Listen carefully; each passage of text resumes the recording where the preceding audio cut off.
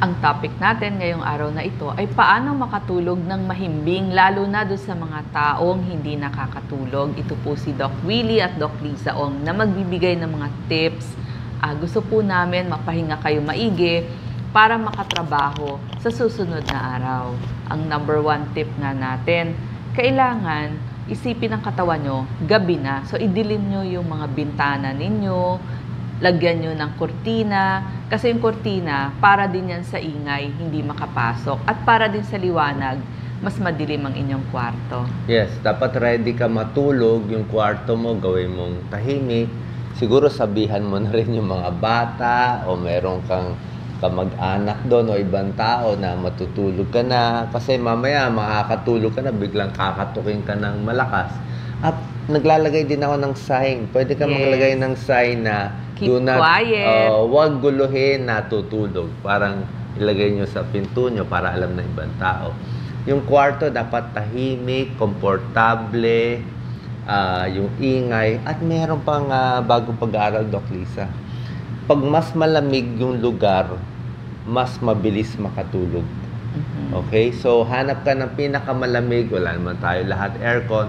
Yung pinakamalamig na lugar sa bahay mo. Doon ka mas makakatulog. Kasi kung mainit, pinapawisan, hirap din yung katawan. Oo, actually tip nga natin dyan, humanap ka rin ng kwarto na malayo dun sa daanan. Kasi maingay yung daanan.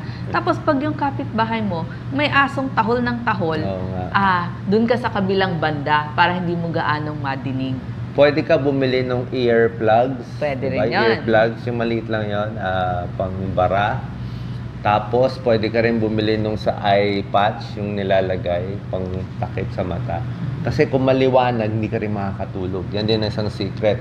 Pag naliwanagan ka, pumapasok yung ilaw sa mata, yung utak mo, sasabihin, ay umaga, ay lalong hindi ka maantok. Kaya gusto niya, medyo madilim.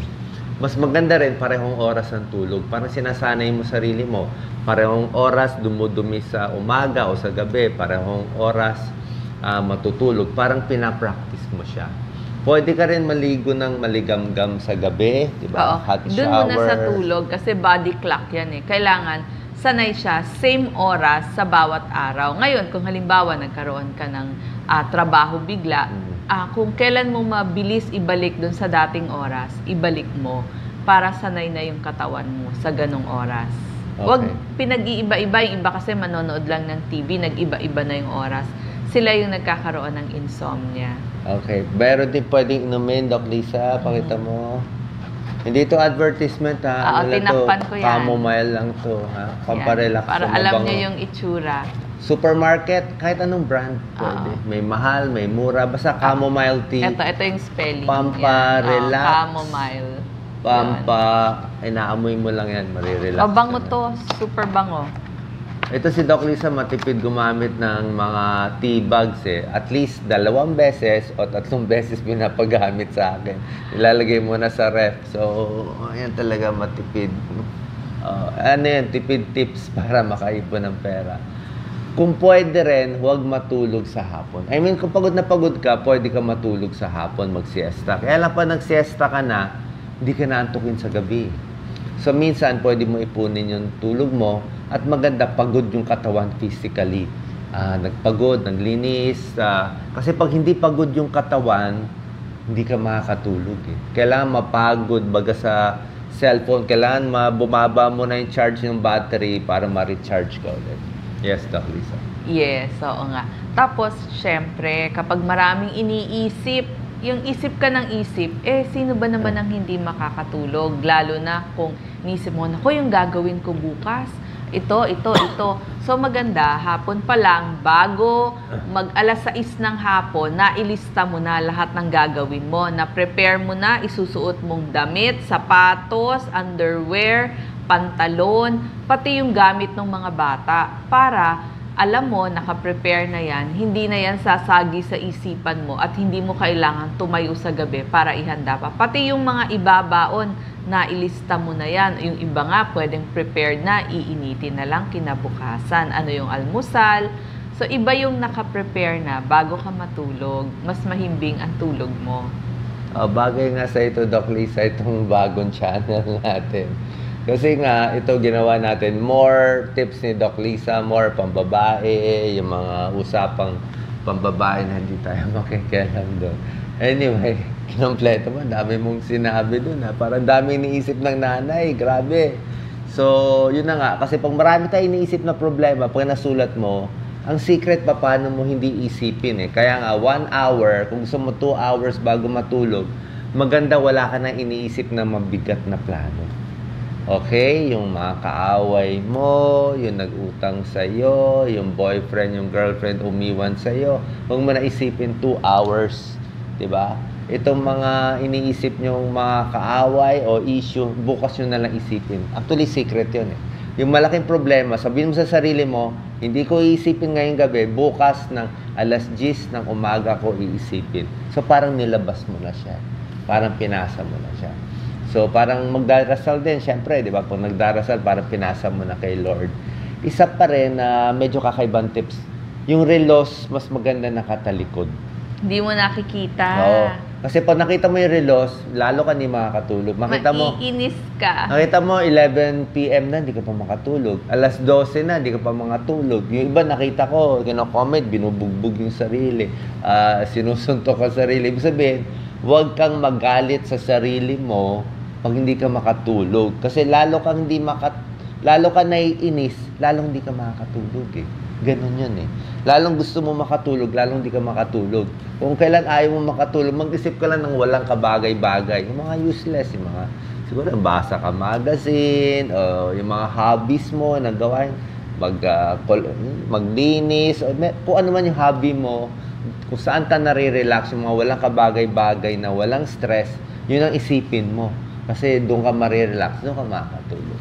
Yes, Okay? at para mawala ang stress, ilayo nyo po ang inyong cellphone. Yes, kasi kasama yan yung ang cellphone. number one source ng stress eh, yung mga tawag, yung mga text.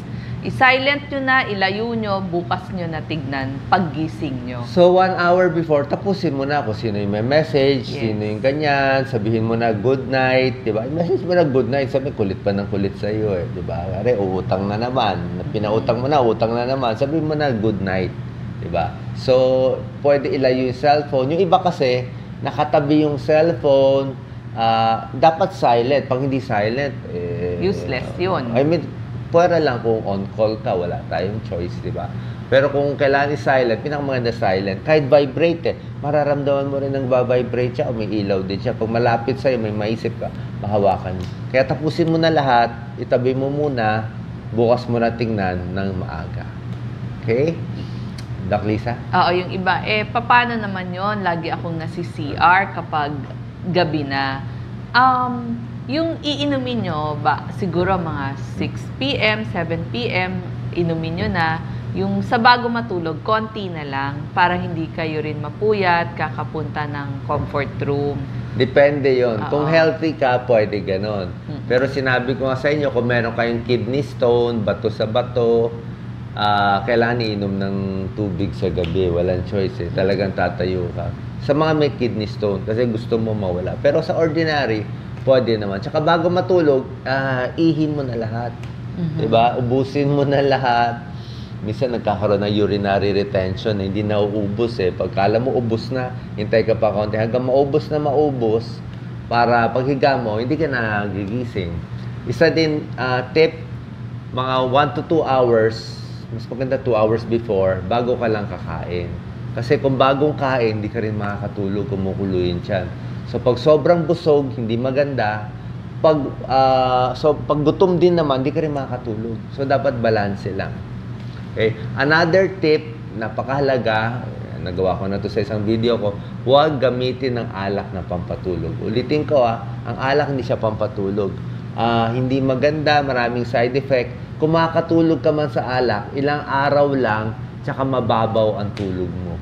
Mababaw ang tulog mo, pwede kang bangungutin. Paggising mo, parang latak ka rin, hangover, kasi nasobrahan ng alak eh. So, huwag gamitin ng alak na pampatulog. Kahit anong gagamitin mong pampatulog, magkakaroon ng dependence. Siguro, isang araw, kaya mo kalahating hard drinks, pampatulog. Kinabukasan, di na pwede. Kailangan isang bote na para makatulog. Susunod, 2 bote, 3 bote. Hanggang ibang araw, patay na. di ba? So, hindi siya pwede. Huwag maging dependent sa alak, bawal. Katulad din ng sleeping pills. Kaya ako hindi ako nabibigay maraming sleeping pills kahit mga doktor. Ang sleeping pills, pwede mo inumin sa 2 araw, makakatulog ka, pero pag inaraw-araw mo, mawawala na rin ang bisa. So, kailangan itong mga natural tips na pampatulog. Yun na nga, yung stress sa utak, yan na kailangan ilabas Oras na marami kayo iniisip, hindi ka makakatulog. Oo, yung mga hindi kailangan ng reseta, pwede naman yung melatonin. Kung gusto Yes. nyo, marami pong brand yan sa botika, doon na lang Yes. po kayo magtanong. Pero kailangan, same time din ang pag-inom. May isa pa akong tip Yes. para makatulog kayo. Pwede kayong maligo ng maligamgam. Kung ayaw nyong kasama yung buhok ninyo, edi katawan lang kasi mas presko, hindi kayo mangangati, malinis ang pakiramdam nyo, hindi rin madudumihan yung sapin ng kama nyo. Naku, napakasarap matulog pag bagong ligo. Yes, masarap matulog. Yung Hindi katawan, bawal, hindi kailangan yung buhok. Hindi bukas na ng umaga Yes. yung buhok. Hindi bawal maligo sa gabi. Huwag tayong maniwala sa mga fake news. Mm. Magmumukha tayo nakakahiya yan. Kung ano pinapaniwalaan. Pwede maligo sa gabi. Lahat naman. Maligo sa gabi para hindi ka tigyawatin, hindi maging oily, hilamos, di ba? Okay? Yan ang healthy. Ito, may allergy. So, 2 hours after eating. Sa mga tableta, yung iba, melatonin. Pero yung iba, hindi naman ganun kalakas Melatonin over the counter. Meron ding tableta na, mga tablets na to Meron din binibigay ng doktor na pampakalma. Yung mga bromazepam, Lexotan. Nakaka-relax konti. Pero hindi talaga pampatulog. Yung iba, parang pwede na rin.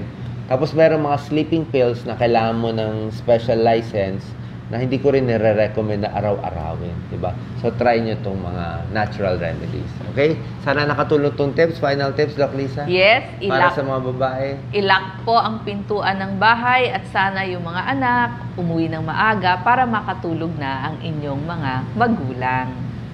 May added tip pa ako pero hindi ko nalang sasabihin. Bawal. Oo. R-rated.